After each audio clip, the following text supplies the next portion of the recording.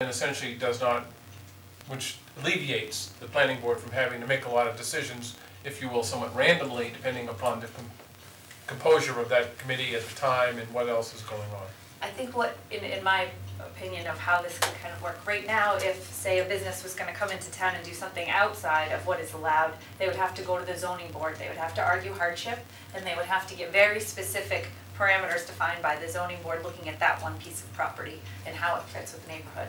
By doing it this way, you set a plan, you set a guidelines, a universal plan and universal guidelines about what is acceptable and what is not acceptable to the community, and then the planning board would still require a site plan, and these applicants would have to work within the parameters that the town set. So it does set an overall guide.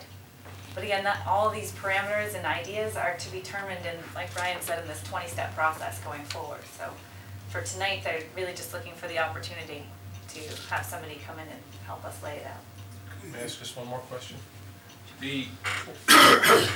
So let's say we put this in place, it's done, it's over with, we have the, what do you call it? People voted in, the town vote. Yeah, and then the year after we say, oh, we need to make a change. How does, I mean, is change easy, or is, right now we vote every year on the planning board brings something up and it's, is it that simple? It would have to go to town vote, as simple as town vote is, Yeah. right? Yeah. Well, right, I mean, it's on a ballot. It's a ballot. Anything that's in the zoning ordinance, any change to zoning is always a town vote on the So ballot. it's not like a 10-year commitment. Not at all. So the analogy I use, because when I asked me about that, and they said, well, but we have the planning board, and the planning board can allow home businesses, and they do it on a case-by-case basis. And the analogy I use with them is the difference is us as a town deciding we want to draw a line. And we all understand we're going to draw a line, and that's the mixed-use zoning. That's an ordinance that kind of describes where we're going to go, versus the process we have now. So the planning board says we're going to put dots on paper and hope that it turns into a line.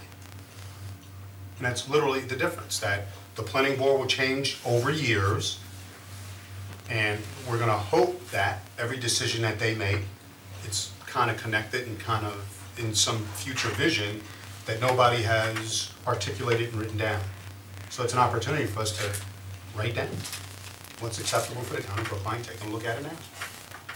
I have a question. You've said a couple times home business, but could anybody even from another state buy a piece of land, put a business on it, not even live there, and run the business? Potentially. Absolutely. Yep. Like I said, there are pros and cons. Yeah. You have to consider them. Isn't that the case now? Yes. We can do that now. Well, Was No. that question addressed to home means business or or mixed home, use? live there. It was addressed to home business, which is an existing thing that somebody could go to the zoning board and get a or a special exception to have a home business under specific parameters. Correct. But- However, the home business ordinance requires the owner, or requires the business owner to live Correct. on the property. But with mixed But use, this it would would not. not. Mixed would not use. require that. Yeah. Okay. Well, Well, it depends It upon what depends. the ordinance is. Well, it You're depends absolutely right. on how the ordinance is written. okay. I would say that the majority of them out there are not written to require home owners to be part of it, but I mean, it's certainly something that Brookline could choose to do. Could I just have one more clarification? Multiple times you said, you know, they come up with this ordinance and the town has the final word. Yes. Who's the town? Is that the planning board? For Yeah, the ordinance, ballot. the final wording on the ordinance. Ballot. Basically, the planning board basically decides the final language that goes on the ballot, and the town ends up voting yes or no on it. So that's based on, so the planning board obviously makes that decision based on the input that they receive from the public. From it, and unless you have the That's other- exactly sorry. how I was going to describe it. But a lot of times, like, the wording could get changed by anybody at town meeting. No. Well, No, that's So not it no, would be no, like that? no, it's Oh, not ballot. it's I on the see. ballot the day before when it's on the So ballot. whatever it is, Yes, that's it. Peter, Okay. Peter, do you have any, do you know what percentage of time an ordinance or a planning board ballot item that is backed by the planning board has been turned down? That is, you know, that is a very legitimate and serious concern that has been raised by many people, which is that very rarely, very rarely. Usually when the planning board sets something up there, it usually passes. That's why I have stressed throughout this process that we need to have all of the residents, provide input into the planning board, and we need to be able to see exactly where the residents here stand on this, so the planning board can decide to put it, either to put it on the ballot or not to put it on the ballot. But we need a decision to be made. So that means that an individual could draft an ordinance and say, hey, planning board, here's a mixed-use ordinance for the town of Brookline. And it could go through all of the same process and become an ordinance. If your concern is No, my point is 100% that up, once the 100% planning get board voted? has said yes, it's usually a done deal. Oh, yes. That's my point. I guess that's the issue. I don't have the. To say that it goes before the town is kind of, I don't know, if the distinguished gentleman I know. will sit there and identify himself and let us know. Alan Rosenberg, co-chair of the planning board. I would have to say that a majority of the time, articles put on the ballot by the planning board are approved by the town. However, I would go on to say that I've seen at town meeting numerous times, articles recommended by the selectmen and by the finance committee have been rejected by the town. That's democracy in action. Exactly. It's up to the town to decide. Forrest? Is there any revenue incentive to do this? If I'm looking to live in town a long time, I'd like to think that the planning of the town's future has some benefit to me financially. I mean, I don't want to keep paying more taxes. Yes. So I'm looking for revenue to reduce my taxes or something that'll help me stay in town. This is, first of all, this mixed-use concept is not coming from an effort to try to address the tax issue.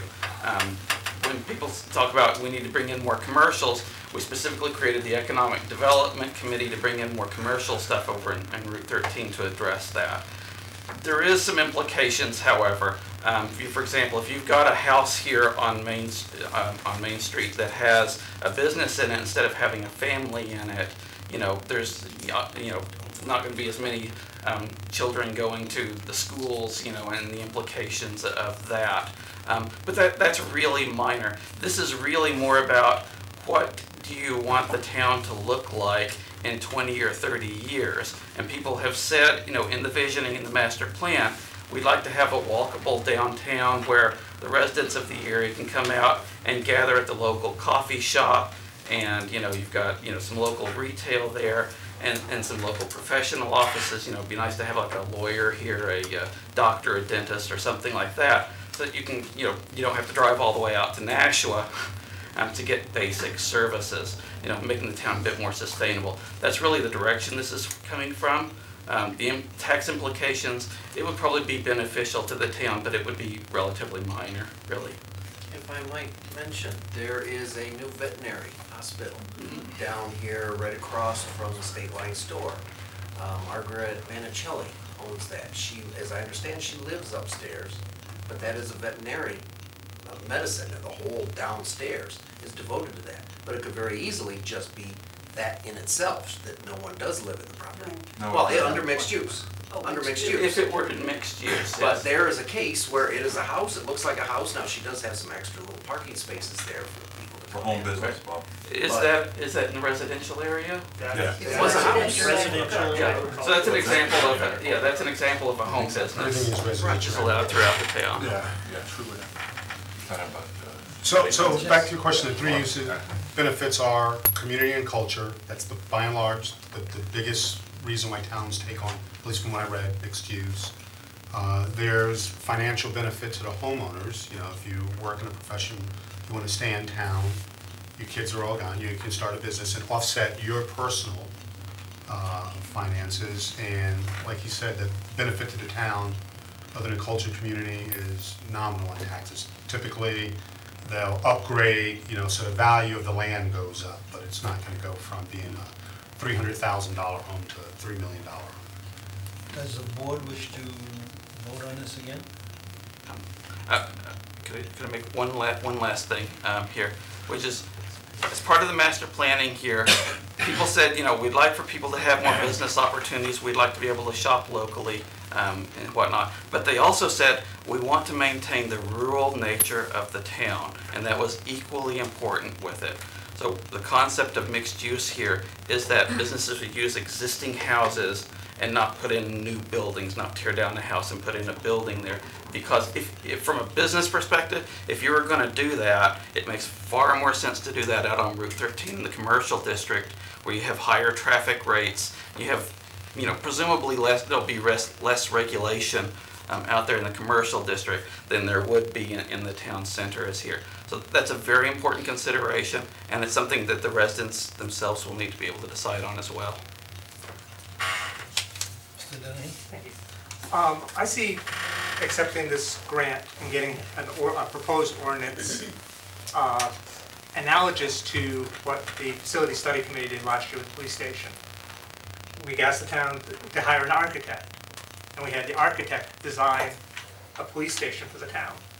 And it went back to the committee, and it went to the public, and we kind of looked at it and said, well, how do we tweak this? How do we make this work for the town of Brookline? And we came up with something that people could look at and say, does this work for the town of Brookline? And if we get this grant, and we can have someone who knows what they're writing, write us a starting point, then that will give the people of the town of Brookline a common thing to look at and to agree or disagree or discuss. It would cost the town of Brookline $1,000 to do this.